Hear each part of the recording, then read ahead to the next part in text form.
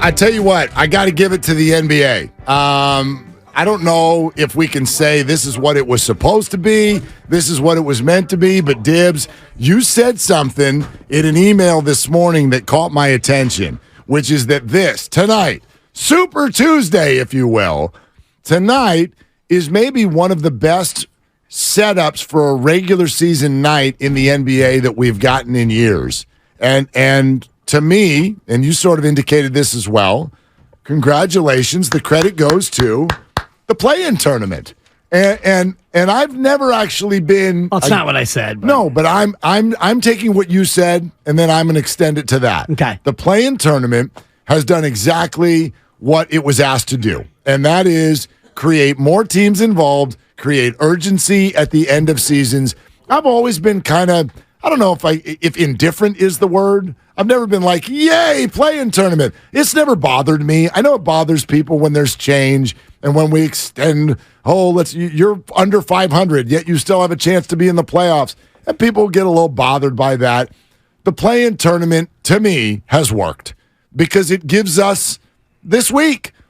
If it weren't for that play-in tournament, the entire year with the Western Conference would not look like this, would not feel like this.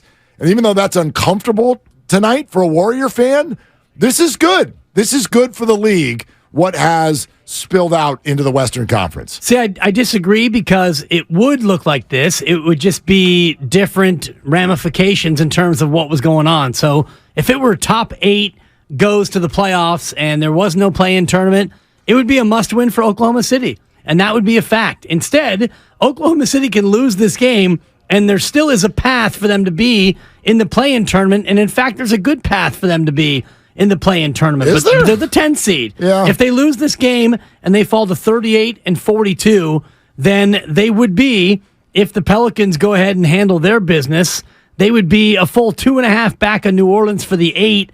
They're already 2.5 back. They would fall even further back, and it would largely be over for Oklahoma City. But instead, the play-in tournament, Oklahoma City's not in a must-win situation. They'd love to win. Yeah. They'd love to win, but if it was a top 8 or else playoff scenario, things would still be urgent, and they'd actually be more urgent for teams than it is right now. Well, it's not that you're sort of painting it as like win or die kind of games. They're still huge games. Yes, there are ramifications. The Mavericks catch the Thunder with a win tomorrow night if the Thunder lose tonight, right? And so for the Warriors, I firmly believe this. I think if they lose tonight, I think they're going to be in the play-in tournament. I think if they win tonight, I think they're not going to be in the play-in tournament. That's not mathematically true, but that's my opinion in terms of how I think it's going to play out. So there's a ton on the line. There's many, many more teams involved. And the NBA is sitting with a cigar in its mouth right now with the fact that the likes of the Lakers and the Warriors and even teams like Dallas with all of their star power from Kyrie to Luka to Mark Cuban, all of that. The fact that those are the teams that are bouncing around with dramatic regular season games, the NBA loves that. It's Tuesday.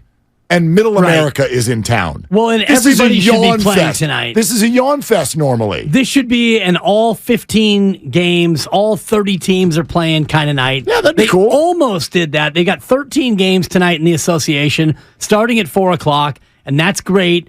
But the only team that is involved in what could possibly happen that wouldn't be otherwise is Dallas, because Oklahoma City and Minnesota at 9 and 10, they'd still be playing for a top 8. If there was no play-in. The only team in the entire association that is included in the, hey, this matters now, and it wouldn't have mattered otherwise, is Dallas. And maybe Utah, if you want to stretch down to the fact that they're 4 games out of the 8, but they're only 1.5 out of the 10. But again, to me, you're making it about do or die. There's movement with every game. And there are 6 to 7 teams that are affected and involved in all of these games tonight. I'm not saying it's some sort of end-all, be-all, but clearly to me, what the NBA set out to do with this, it happened. There has been more on the line, true or false, in Warrior regular season games, going back for the last 3 to 4 weeks. There's been more on the line because of this tournament, because of the logjam in the West, That's part of it, too. Part of it is just the way the standings lay. Right, like you've right. pointed out, the Eastern Conference has got a play-in tournament, and it's not like that at all. They're the two ends. It's over. Yeah, they're the two ends of the spectrum where there's like a clear top 10 in the East. And in the West, all year long, it's been all jumbled up. But I tell you what, I don't think we get a lot of nights like this anymore where people are not only going to sit down and watch their own favorite team play in a big game, they're scoreboard watching around the league. It feels very much like week 16 in the NFL. Yeah. It's not do or die, but damn it, there's movement based on what's happening in about 6 cities tonight. Or even it's fun. week 18 now in the NFL. Or whatever. 17 games. And week so we got to 16 go is only week the halfway point. I forgot. Well, week 16 used to be the thing when there was 16 games and no bye, but now it's week 18, and coming up pretty soon it'll be week 20 when there are 18 games and 2 byes. But I think that the fact that there is so much intrigue tonight is great, but it comes at the expense of what we've seen in the regular season for most teams most of the year, which is, we don't really care. And the Warriors, I would disagree that it's been 3 or 4 weeks of, hey, real intrigue. It's been about a week, maybe 2 weeks. Go back to the Dallas game. So that would be the last 6 games is where I think you can actually look and go, all right, now these are games that actually matter. Because before that, you look at the run of games. Before that, you lost to the Grizzlies, the Hawks, and the Clippers 3 in a row on the road, and it didn't hurt you at all. Oh, but that's not how it felt then. You're forgetting what Monday was like after they lost in Memphis, and they had lost 3 in a row, and they were in Houston. Well, you knew they'd lose to Memphis. You suck on the road. Yeah, but that's they not the suck way, again. That's not the way a Warrior fan thinks. You remember going into that road trip? Could they go 3-2? Will they go in 2-3? At that moment, it felt like they were going to go 0-5. I had your life in my hands on that road trip. Well, until they lost in Atlanta. I knew that. Yeah, heartbreaker. No, but I guess that's my point. I do think it goes back further than Dallas. I think we do remember these games. Remember overtime against Milwaukee at home with that rally in the last minute and a half. That was huge.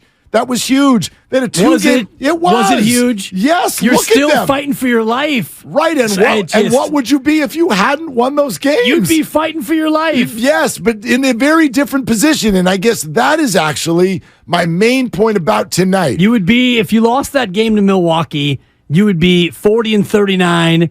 You'd be the 8th seed. Right, and that's a huge difference than being the 6th seed. It would make this Oklahoma City game much bigger. It would be huge. That's kind of my thing. It is my opinion that tonight's game is a potential pivot point for the entire future of this group. Man, because that's grandiose. Well, here's why. Let me break it down thing by thing, and you'll see that I'm not overstating it. Because I'm not saying it definitely is, but it's a potential pivot point.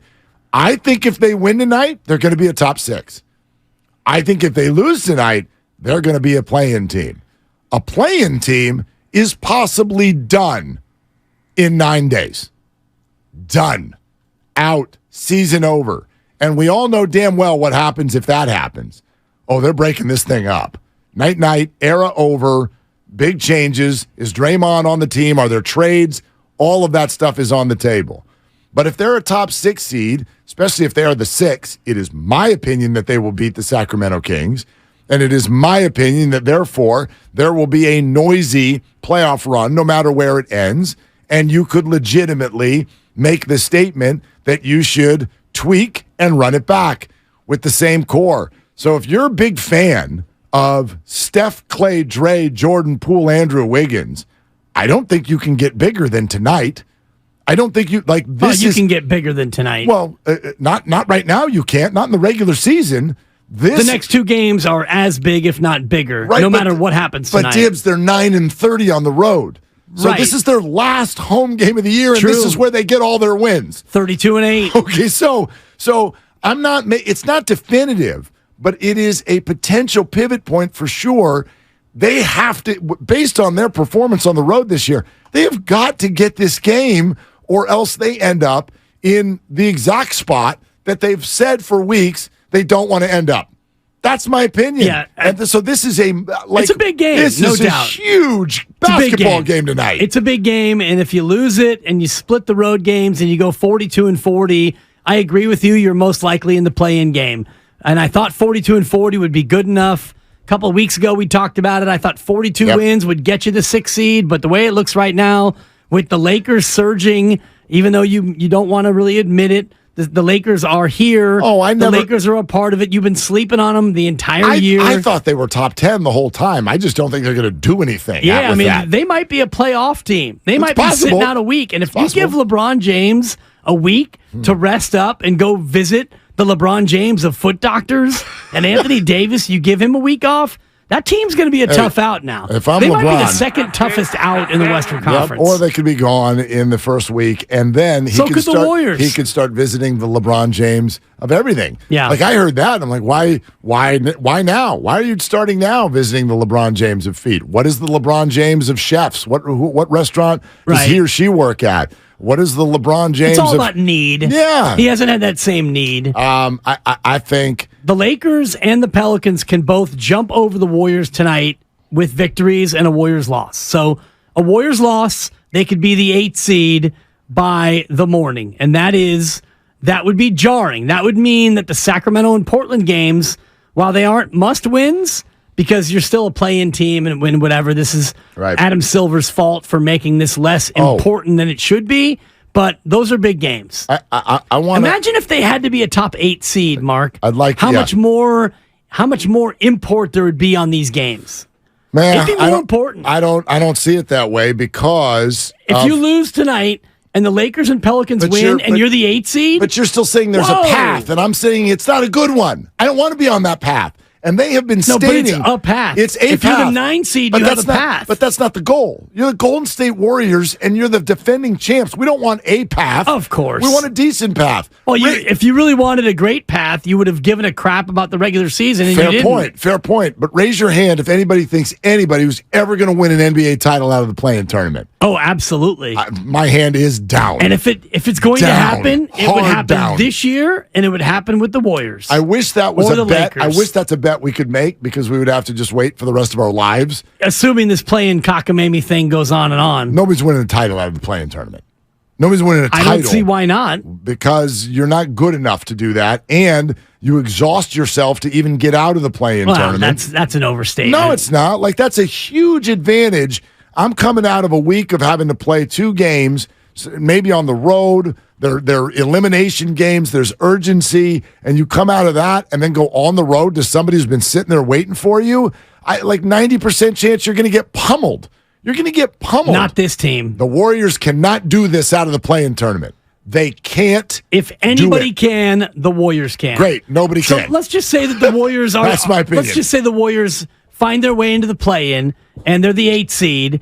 And then they beat the 7 seed, and so they wind up as the 7 seed, and they face Memphis. Who are you taking? Memphis against the Warriors? Memphis.